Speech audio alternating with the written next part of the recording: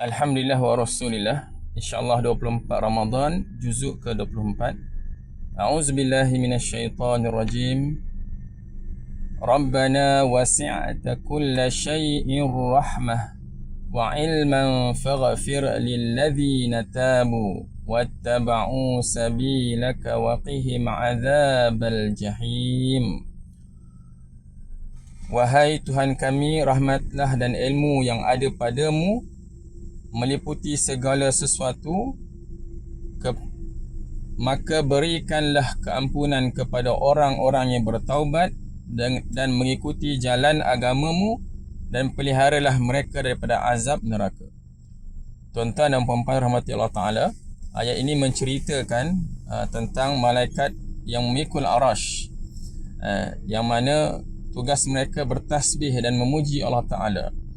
Namun di samping tasbih dan pujian kepada Allah Ta'ala, ada satu peristiwa yang menarik. Mereka juga berdoa untuk keampunan, berdoa memohon keampunan untuk orang-orang yang bertaubat, seperti doa yang kita dengarkan tadi. Jadi tuan-tuan dan puan-puan, kita biasa dengar malaikat memuji Allah Ta'ala, malaikat pemegang arash ni, banyak malaikat yang pemegang arash ni. Di samping mereka memuji Allah Ta'ala, mereka juga memohon keampunan. Jadi ini agak menarik bagaimana para malaikat yang diutuskan ataupun diciptakan, mereka punya peranan yang tersendiri. Sebab itu kalau ditengok, khusus doa tadi ditujukan kepada orang-orang yang bertaubat. Jadi itu antara satu hint yang sangat baik yang kita boleh ambil pada Ramadan ini, Ramadan berbaki ini.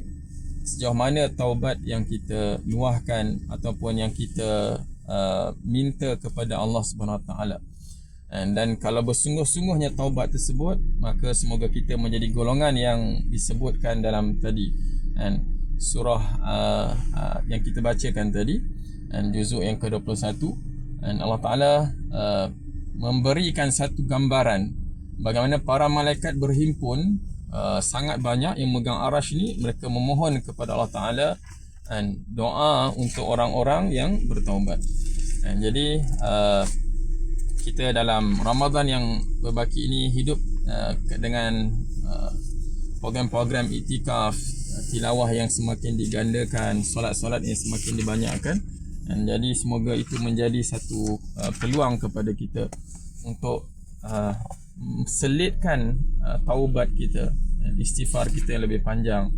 Istighfar yang biasanya kita baca mungkin 70 atau 100 kali sehari, maka kita jadikanlah Ramadan ini berganda, mungkin 200 kali sehari, dan kalimah istighfar yang kita minta daripada Allah Ta'ala. Wallahu a'lam.